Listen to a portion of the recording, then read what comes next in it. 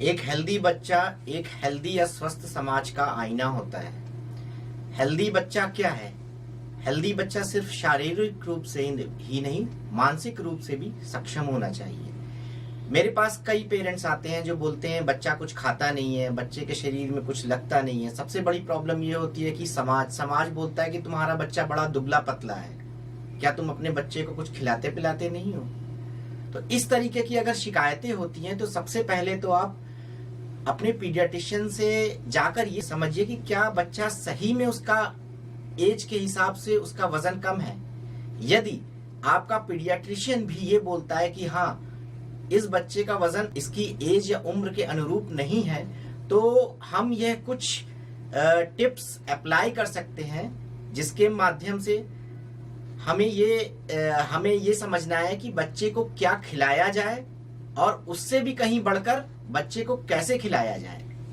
क्योंकि हम अपने बच्चे को अच्छे से अच्छा खिलाने में सक्षम हैं, अच्छे से अच्छी चीजें लाकर घर में रखते हैं, लेकिन क्या खिलाना है से ज्यादा जो समस्या है वो है कैसे खिलानी है। तो पहले तो कुछ 2-3 टिप्स में ये समझते हैं कि हमको बच्चे को क्या खिलाना चाहिए और क्या नहीं खिलाना चाहिए।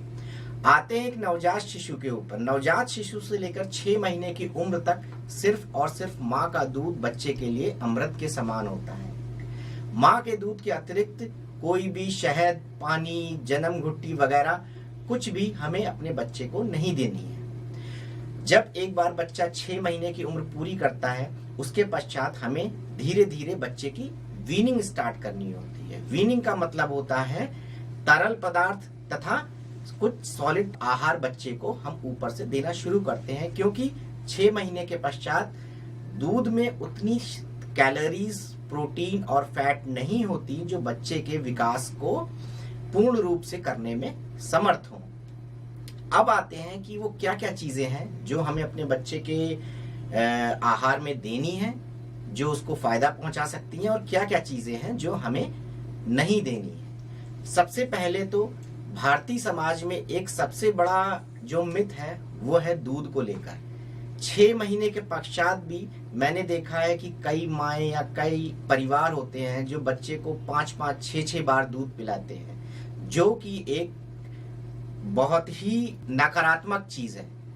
जैसा कि मैंने बोला, 6 महीने के पश्चात बच्चे को ठोस आहार की ज्यादा जरूरत है, क्योंकि दूध के साथ समस्या ये है कि वो एक तरल पदार्थ है जिसमें 60 to 70% वाटर होता है। ये जगह काफी ज्यादा घेरता है पेट के अंदर, लेकिन इसमें प्रोटीन, कैलोरीज और फैट की मात्रा बड़ी कम होती है। दूसरी तरफ जो ठोस आहार होते हैं, जिन्हें हमें एनर्जी डेंस फूड भी बोलते हैं, वो जगह तो कम घेरते हैं लेकिन उसमें प्रोटीन, कैलोरीज कहीं ज्यादा होती हैं, जो कि दूध के बिल्कुल विपरीत है। तो पहला, 6 महीने के पश्चात हमें वीनिंग स्टार्ट करनी है। रूल नंबर 2, धीरे धीरे अगले 4 से 6 महीने में, अगले 4 से 6 हफ्तों में हमें दूध की मात्रा कम करके 2 से 3 सर्विंग्स पर डे लानी है और ठोस आहार 4 से 5 सर्विंग्स पर डे लानी है। अब आते हैं कि ठोस आहार में क्या देना है। ठोस आहार में शुरू करने में आप होल ग्रेन्स हैं वो बच्चे के लिए अच्छे हैं, जैसे मूंग दाल खिचड़ी, दलिया, ये सब बना के दीजिए। फल बच्चे के लिए बहुत अच्छे हैं। 6 महीने के बाद जो नर्म फल होते हैं जैसे केला, एप्पल स्ट्यू, ये सब दीजिए।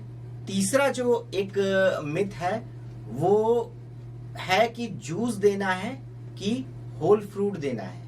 मैंने देखा है कई जगह पर कई पेरेंट्स जूस को बहुत ज्यादा तरजीह देते हैं, जो कि फिर से एक गलत फैसला होता है।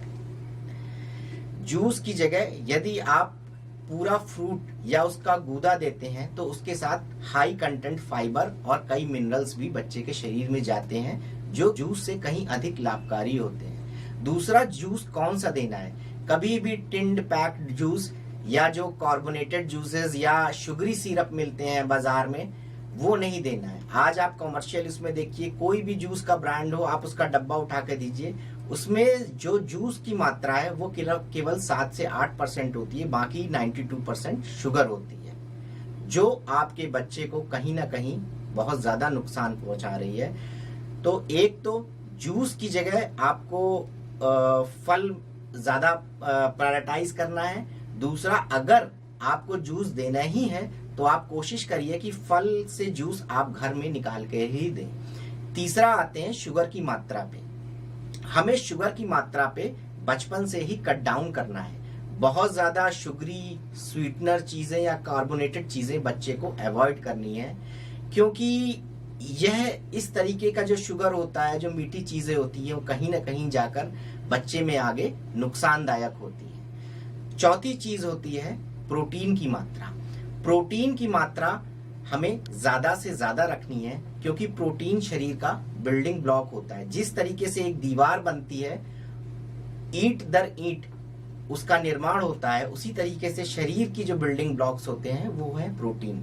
तो अगर मैं एक थाली को देखता हूं अपने सामने, तो उस थाली में मेरे 4 कंपोनेंट हैं। सबसे ज्यादा कंपोनेंट प्रोटीन का होना चाहिए, उसके बाद कार्बोहाइड्रेट, फिर तीसरा जो पोर्शन होता है वो सब्जियों का होना चाहिए, चौथा पोर्शन होना चाहिए फल का, और साथ में डेयरी प्रोडक्ट्स। तो डेयरी प्रोडक्ट्स 2 से 3 serving per day. Dairy products में भी हमें एक ख्याल में रखना है कि जो फुल फैट चीजों को कम से कम रखना है, एटलीस्ट सिंगल टोन प्रोडक्ट्स देने हैं। दूसरा चीज आते हैं फैट के ऊपर।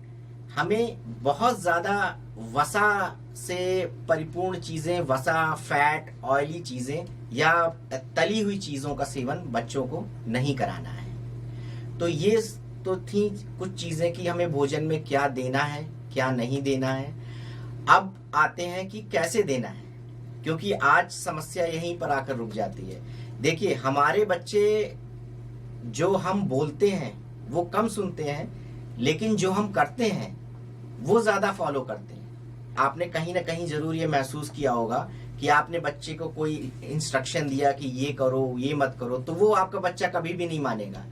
लेकिन आपने कहीं ना कहीं देखा होगा कि आपने जो कोई काम किया वो बच्चा तुरंत का तुरंत उसको अपना लेता है। तो जो सुधार होते हैं वो खुद से शुरू होते हैं। यदि आप कोई बर्गर खा रहे हैं और आप अपने बच्चे को फल खाने के लिए दे रहे हैं, तो आपका बच्चा वो कभी भी स्वीकार नहीं करेगा। तो सबसे पहले तो आप अपने खान पान में बदलाव कीजिए। आप एक फल खुद खाइए और एक फल बच्चे को खाने के लिए दीजिए। दूसरी चीज होती है अवेलेबिलिटी।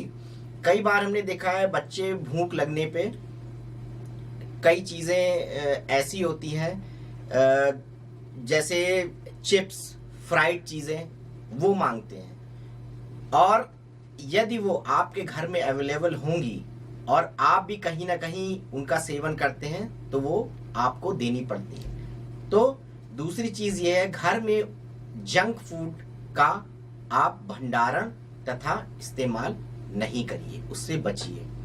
तीसरी टिप ये है कि जो फल वगैरह हैं वो आप फ्रिज की जगह रोजमर्रा के इस्तेमाल के फल टेबल में सजा कर रखिए, जिससे भूख लगने पर बच्चा अपने आप वो उठाकर खा सके। कहने का मतलब है हेल्दी फूड जो घर का होना चाहिए वो बच्चों की पहुंच में बड़ी आसानी से आना चाहिए, जिसमें बच्चे खेलते खेलते ही वह चीज उठा लें।